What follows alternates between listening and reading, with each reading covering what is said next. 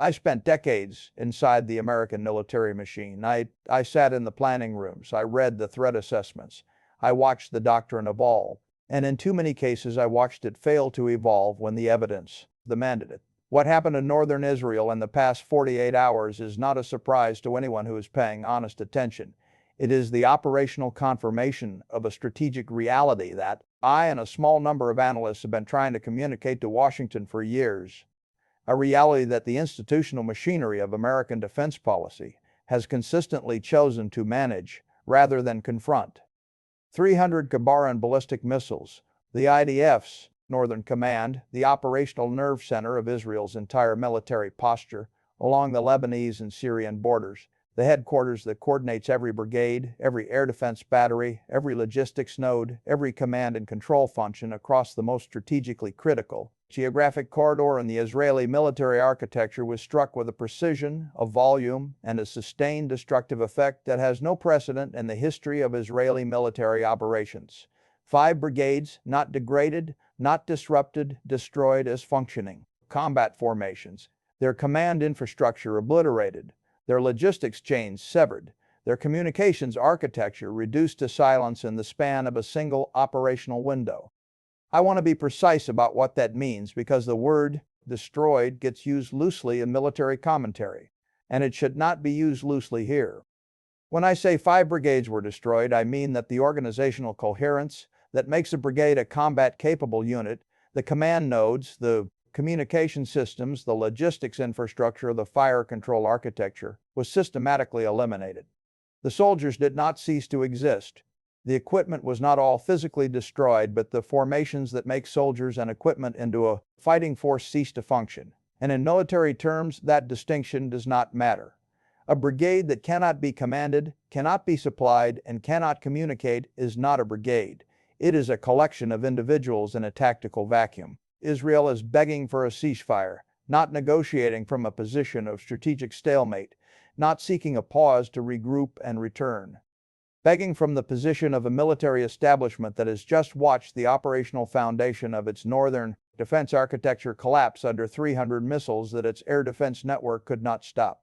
Fired by an adversary whose capability it systematically underestimated for 15 years, while the American defense establishment it relied upon told it that the threat was manageable. The threat was not manageable. It never was. And tonight, this analysis is going to explain exactly why. Before this analysis goes deeper, 4 questions need honest answers.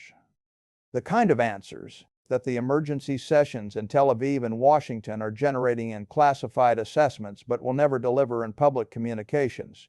First, how did 300 Khaibar ballistic missiles reach the IDF's Northern Command headquarters and 5 operational brigades simultaneously? And what does that engagement tell us about the true operational state of Israeli missile defense after years of American investment in Iron Dome, David Sling, and Arrow? Second, the destruction of 5 brigades in a single strike package represents the most catastrophic single engagement loss in IDF history. What does it reveal about the structural vulnerabilities in how Israel positions and protects its ground force command infrastructure, and who in the IDF planning establishment is responsible for the decisions that created those vulnerabilities? Third, Israel is seeking a ceasefire. In my experience, nations seek ceasefires when they have concluded that continued fighting produces worse outcomes than stopping. What has the IDF's leadership concluded about the trajectory of this conflict that has produced that judgment? And what does that conclusion tell us about the actual state of Israeli military capacity right now? And fourth, Washington's response to the destruction of 5 Israeli brigades will define American credibility in this region for the next decade. What is Washington actually capable of doing? What is it actually willing to do? And how wide is the gap between those 2 answers? If you are watching this channel because you want the assessment of someone who spent decades inside the system and is no longer obligated to protect its narratives, hit like, subscribe, and drop your perspective in the comments. The conversation that needs to happen about what occurred in northern Israel last night is not happening anywhere in mainstream media. It needs to happen here. Let me walk you through what actually happened. Not the version that will emerge from IDF press briefings over the coming days, but the operational reality as the engagement data and the physical evidence on the ground in northern Israel currently support the IDF's Northern Command is not simply a headquarters building.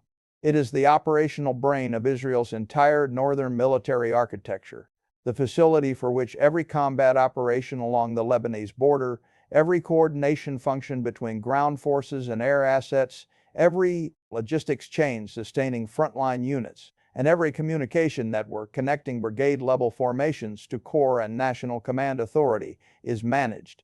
Its location, its configuration, its defensive arrangements, and its operational significance have been matters of detailed Iranian and Hezbollah intelligence preparation for years.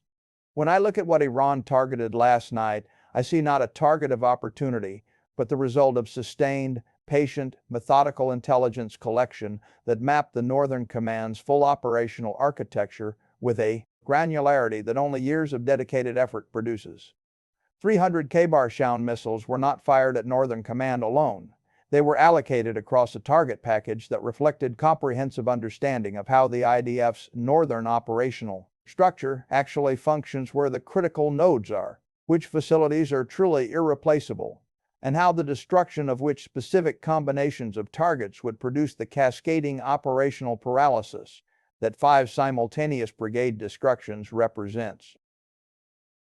The target package included the Northern Command headquarters and its redundant facilities, the brigade-level command posts that those headquarters served, the communications relay infrastructure connecting them, the logistics hubs sustaining forward deployed formations, and the air defense coordination centers whose elimination would degrade the defensive response to subsequent attack phases.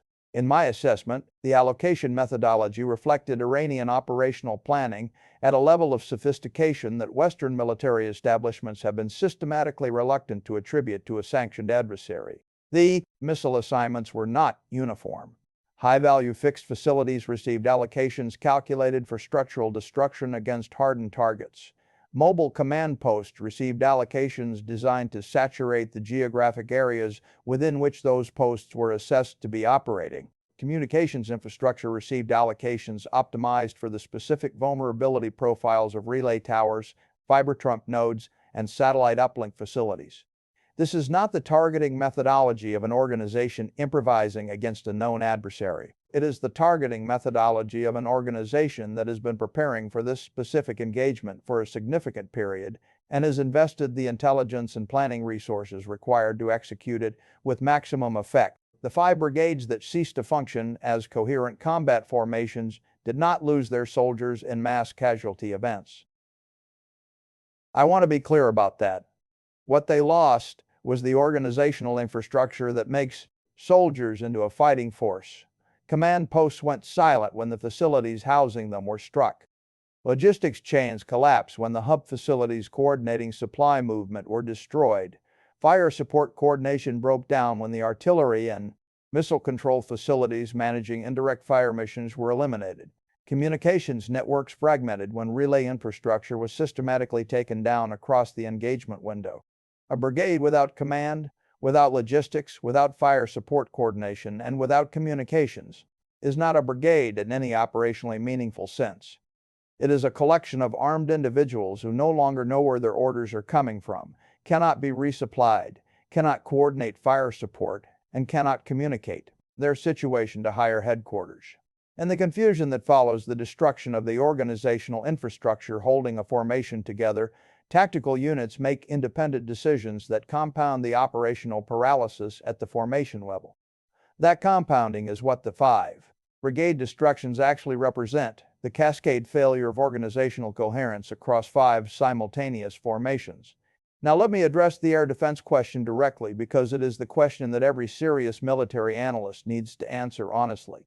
Israel's layered missile defense architecture, Iron Dome at the lower tier, David's Sling in the medium tier, Arrow at the upper tier, represents the most sophisticated, integrated missile defense system deployed by any American ally in the world. The investment in that architecture across the past 2 decades has been enormous, sustained, and technically serious. The question of why it did not stop 300 Khaibar-Shekan missiles from destroying 5 brigade command structures is not a question about whether the system worked. it worked. The question is about whether it was capable of working at the scale the engagement demanded. The mathematics of missile defense against a 300 missile salvo are what they are regardless of the quality of the defensive technology. Each intercept attempt consumes interceptors from a finite magazine. Each battery has a reload cycle that creates temporal coverage gaps. Each engagement solution requires computational processing time that limits the rate at which simultaneous inbounds can be serviced. When 300 Khaibar-Shekan missiles are flying simultaneously across a compressed engagement timeline, the aggregate intercept demand exceeds the throughput capacity of the combined defensive architecture operating in the northern Israel theater. The residual threats, the missiles that survived the defensive response, reached their targets last night. The residual threats numbered enough to destroy 5 brigade command structures and the northern command facility they reported to. What this means in strategic terms is something I've been saying in one form or another for years. No finite defensive system can indefinitely protect a force whose adversary has the production capacity, the operational patience, and the strategic intelligence to size attack packages above the defensive system's intercept ceiling. The IDF built the most capable missile defense architecture available to it. Iran built an offensive package size to exceed it. The outcome of last night's engagement was determined not by last night's decisions, but by the 15 years of strategic investment decisions that preceded it on both sides. Israel made decisions that prioritized defensive air power and assumed that layered missile defense would be sufficient to protect ground force command infrastructure from ballistic missile attack. Iran made decisions that prioritized ballistic missile capability size, specifically to defeat that missile defense architecture. The bill for those respective decisions came due last night over northern Israel. I've watched the Pentagon spend hundreds of billions of dollars on systems that look decisive in procurement documents and perform differently in actual operational environments against adversaries that had studied them. The Khaibar-Shekan is not a weapon that surprised me. What surprised me, or more accurately, what did not surprise me but should have surprised the people whose job it was to prevent this, is how long it took the defense establishment to take seriously the specific capabilities that Iran was developing and deploying. Let me explain what the Khaibar-Shekan actually is, not the press release version with the technical and operational reality that makes it the weapon that destroyed 5 Israeli brigades last night.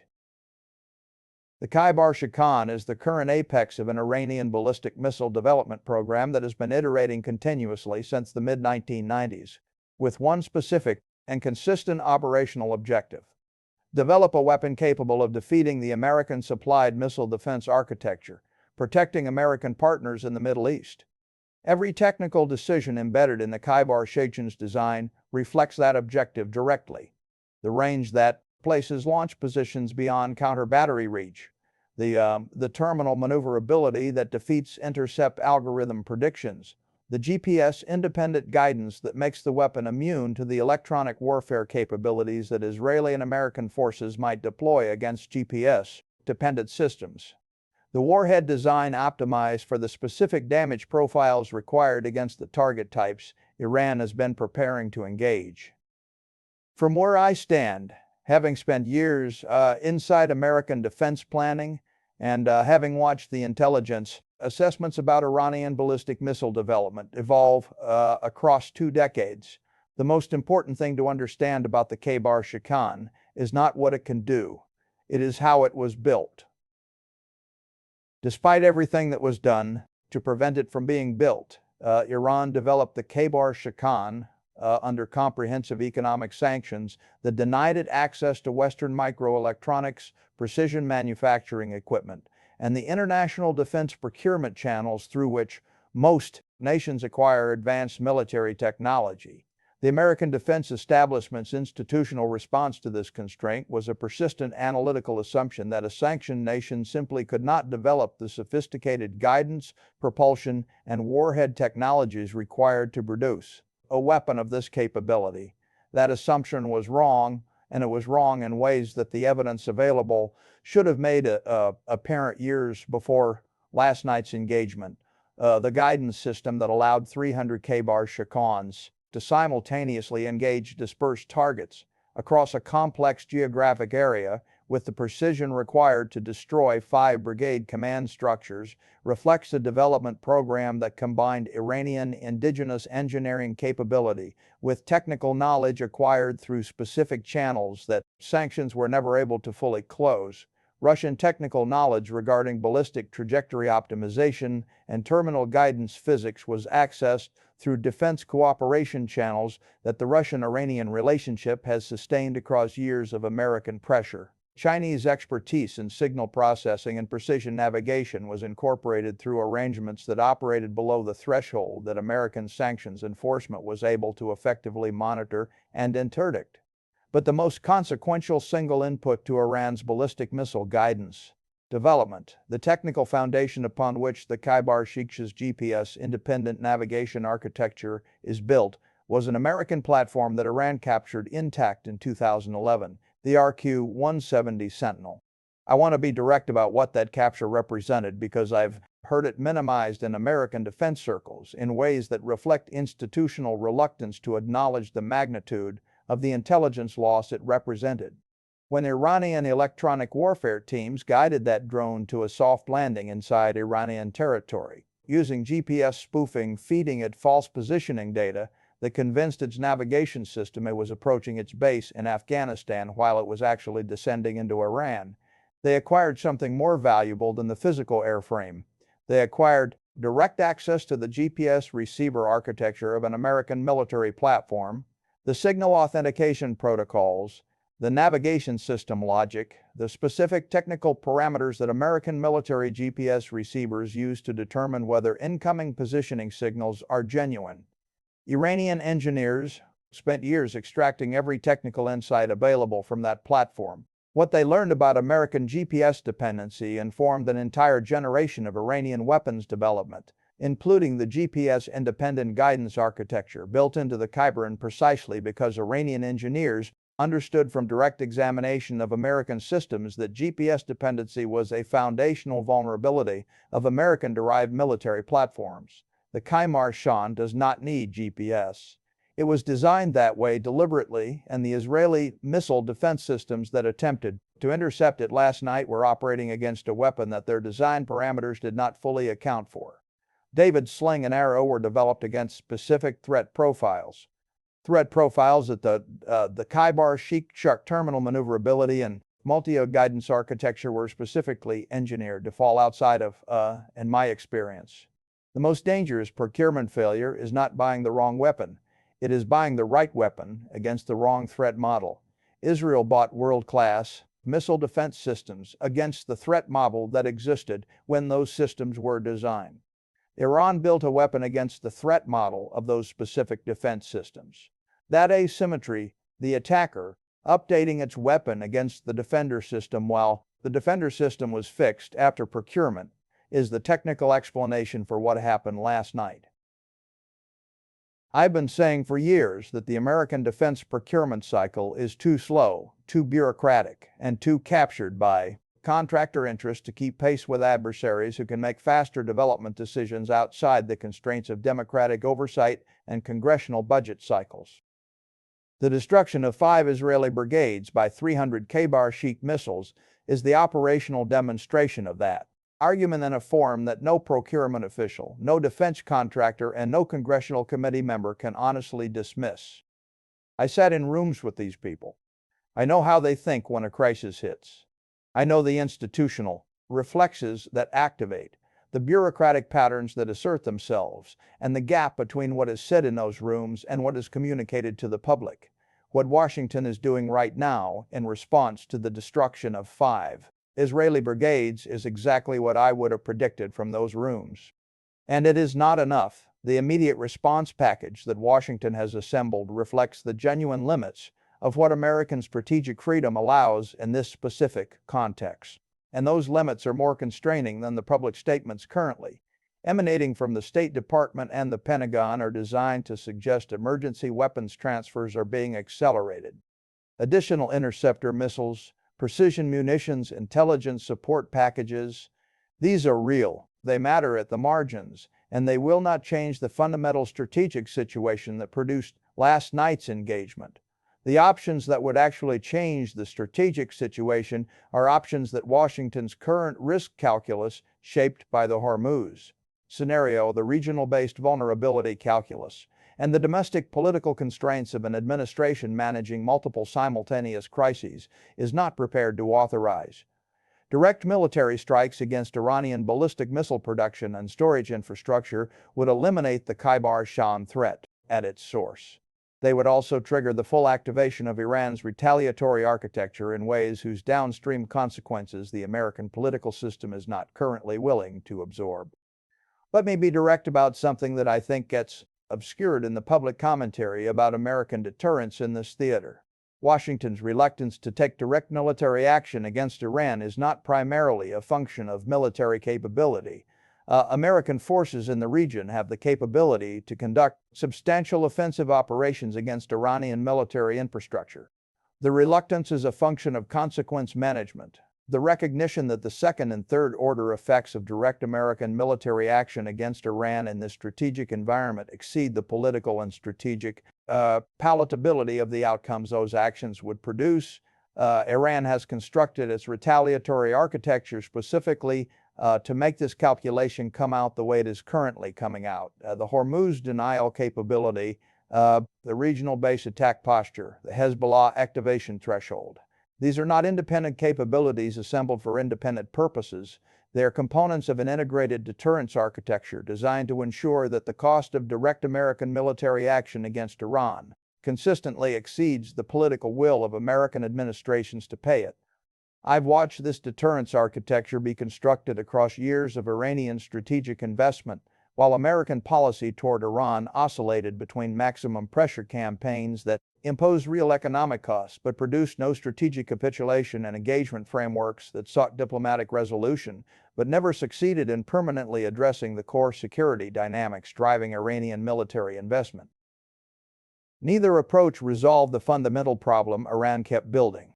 The capability demonstrated last night is the cumulative output of everything that neither approach was able to prevent. What Israel is now experiencing and what Washington is watching from the constrained position its own strategic choices have produced is the consequence of a 15-year period during which the combination of Israeli military action and American sanctions imposed real costs on Iranian military programs but did not prevent those programs from reaching operational maturity.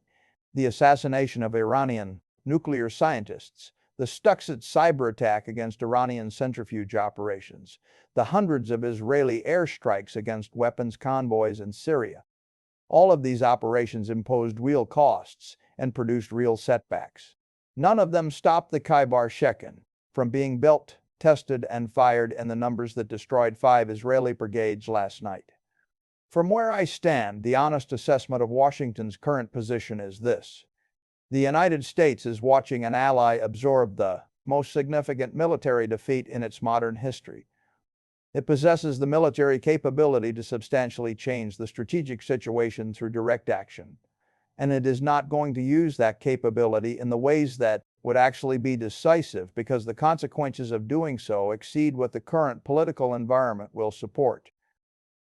That gap between capability and willingness is the most important strategic fact in the Middle East right now, and Iran has known it, planned around it, and exploited it with extraordinary precision. The ceasefire request that Israel has transmitted through American intermediaries is the operational expression of what that gap means in practice. Israel has concluded, correctly in my assessment, that continued fighting under current conditions produces worse outcomes than stopping. Washington is now in the position of managing a ceasefire process for an ally whose military architecture has just been fundamentally disrupted, while simultaneously trying to maintain the appearance of deterrence credibility in a theater where that credibility has just taken a visible and documented hit. In my experience, the most dangerous enemy is not the one with the most weapons. It is the one who knows exactly why he is fighting, who has clarity of purpose that persists through loss, through setback, through the kind of sustained pressure that breaks organizations built on less certain foundations. Iran and Hezbollah know why they are fighting. I don't say that as an endorsement of their objectives or their methods. I say it as a military professional who has spent decades studying what makes fighting organizations effective and what makes them break. The clarity of purpose that sustains Iranian strategic investment across decades of sanctions, assassination, and military setback is not manufactured by propaganda. It is rooted in a genuine national conviction about sovereignty, about resistance to external domination, about the right to develop the strategic capabilities that self-defense requires. That external pressure has consistently strengthened rather than eroded. The Revolutionary Guard Corps officers who planned and executed last night's strike package are not adventurers. They are strategic professionals formed by an institution that has been at war in every dimension that word encompasses for the entirety of their professional lives. They watched colleagues killed by foreign intelligence services. They continued their work through cyber attacks that destroyed centrifuges and disrupted industrial facilities. They maintained their strategic programs through economic pressure that impoverished the broader society they were operating in. The output of that sustained test is the operational capability deployed last night, built, refined, and executed by an institution that has been proven under the maximum pressure its adversaries could apply and has emerged from each test with its strategic commitment intact. I've seen what happens to military organizations that fight without that clarity of purpose. I watched American forces conduct operations in theaters where the strategic objective was never clearly defined, where the connection between the tactical actions being executed and the strategic outcomes being sought was never coherently articulated, and where the institutional confidence that makes organizations perform under pressure eroded as the disconnect between effort and result became impossible to ignore. The contrast with what Iran has built is instructive in ways that the American defense establishment finds uncomfortable to acknowledge. Israel is currently experiencing something different from that. And I want to be fair to the IDF here because it is an organization with genuine institutional quality. Israel's military paralysis is not a function of unclear purpose or organizational breakdown.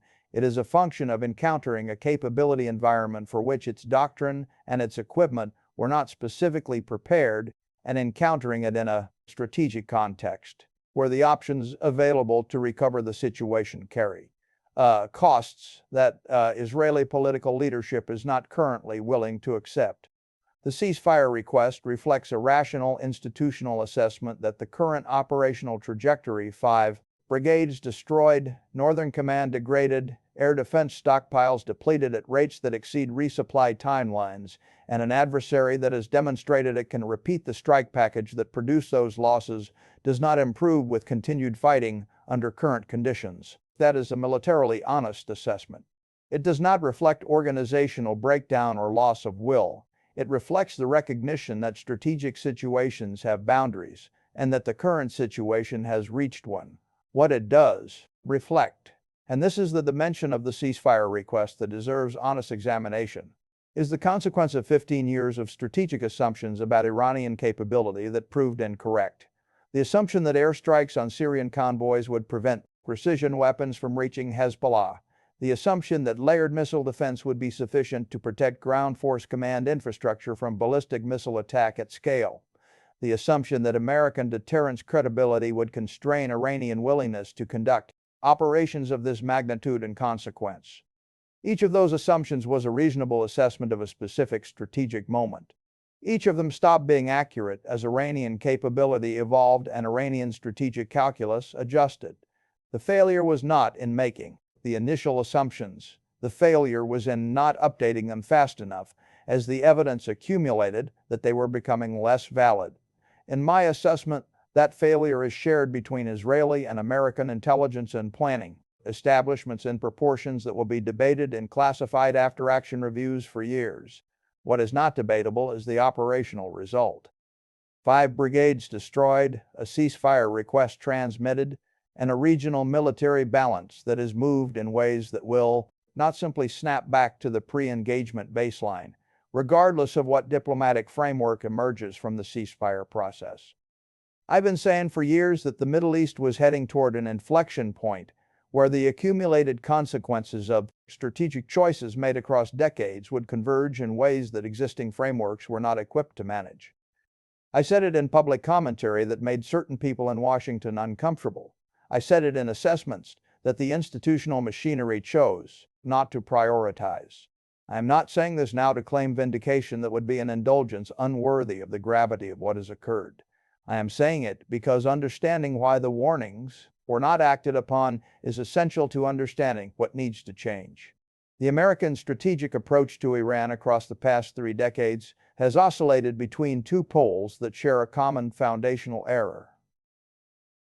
The maximum pressure pole sanctions, isolation. Military threat correctly identified that Iranian military capability needed to be constrained, but incorrectly assumed that economic pain would produce strategic capitulation from an adversary whose national conviction runs deeper than economic calculation. The engagement pole, nuclear negotiations, diplomatic frameworks. Sanctions relief correctly identified that military confrontation carried unacceptable escalation risks, but incorrectly assumed that diplomatic accommodation on specific issues would produce the broader strategic realignment that American interests required. Neither pole produced the outcome it was designed to produce. Iran kept building. The Khaibar-Shekan kept being developed. The targeting databases for IDF Northern Command kept being refined. The operational planning for last night's engagement kept being updated. And the American strategic establishment kept cycling between approaches that imposed real costs but did not change the fundamental trajectory. From where I stand today, watching Israel transmit a ceasefire request through American intermediaries after 5 brigades have been destroyed, the question that matters is not whether the old strategy failed. It clearly did.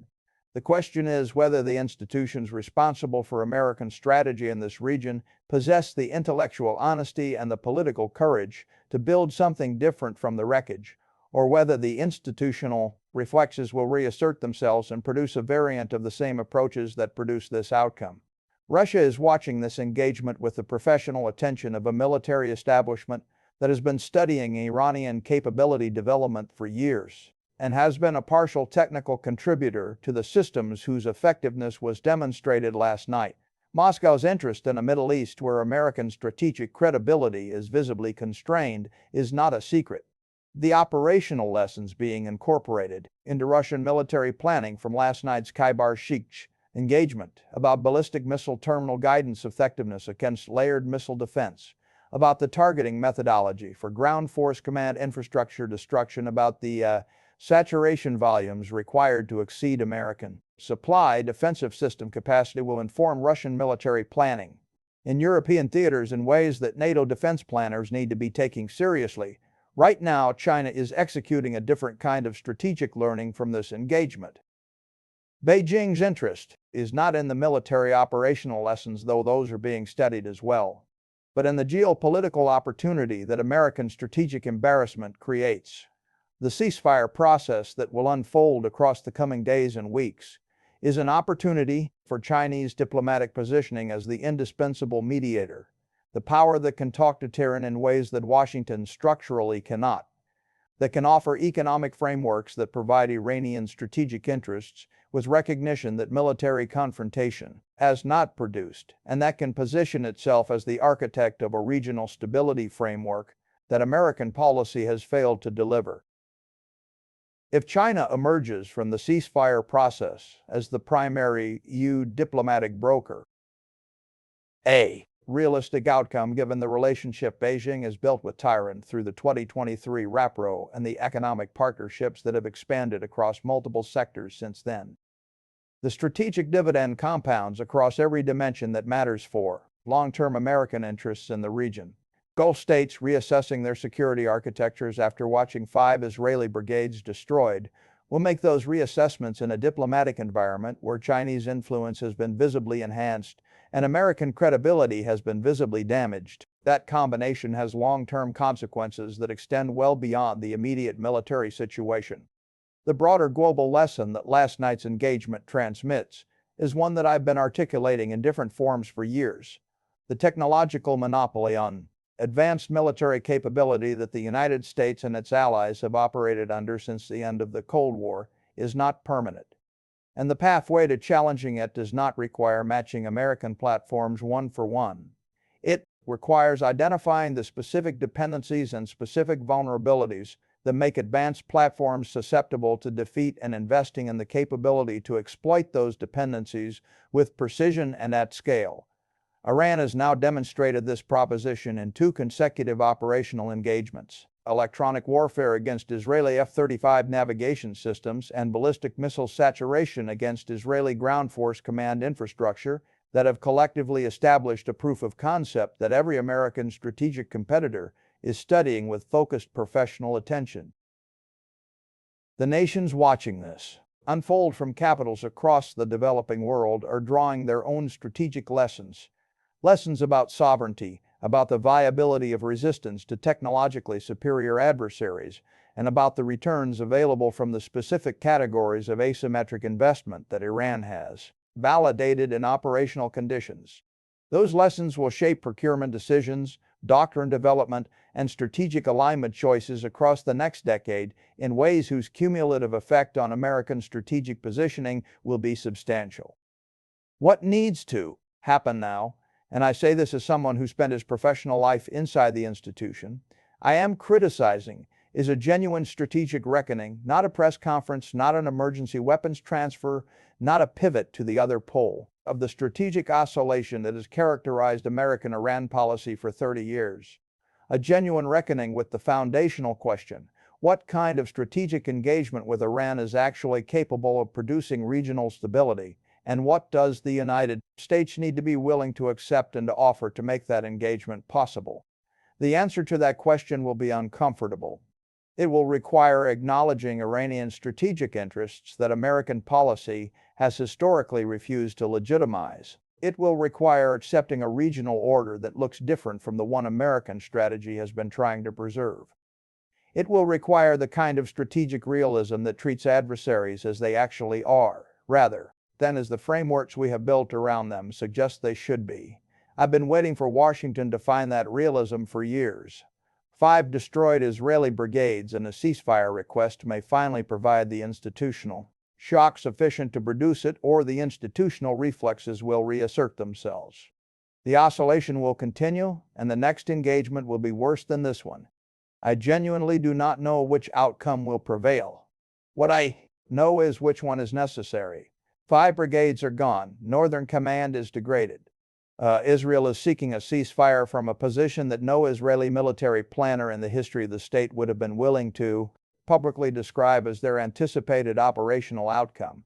And Washington is managing the consequences of a strategic trajectory that the honest assessments of its own analysts told it was producing this kind of endpoint.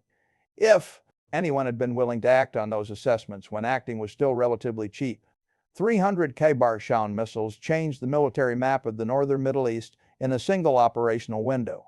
But the strategic map was changed by decisions made across 15 years. Decisions about what to build, what to prioritize, what to take seriously, and what to dismiss as beyond the capability of a sanctioned adversary that the institutional frameworks insisted could not do what it has now done. I've spent my career trying to communicate the difference between the military reality and the institutional narrative about that reality. The gap between those two things is where strategic failures are born.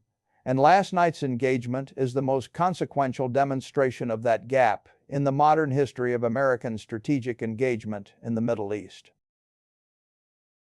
The question I want to leave you with is not about Iran's capability that has been established.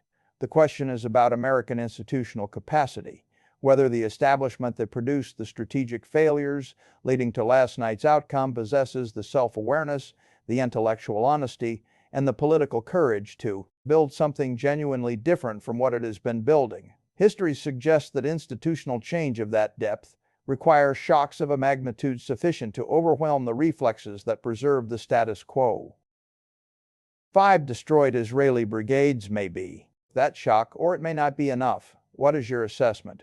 Has the destruction of IDF Northern Command's operational infrastructure permanently shifted the military balance in the Northern Theater, or does American technical and material support provide a realistic pathway to restoring Israeli strategic position? And what does a ceasefire framework look like that addresses the underlying dynamics driving this conflict rather than simply pausing it? Drop your most detailed analysis in the comments. If this assessment reached the strategic reality that the institutional narrative is working to contain, share it, hit like, and subscribe. The next phase of this conflict is already being shaped by decisions being made right now in rooms that are not transparent to public. Stay sharp, stay informed, and we will see you in the next.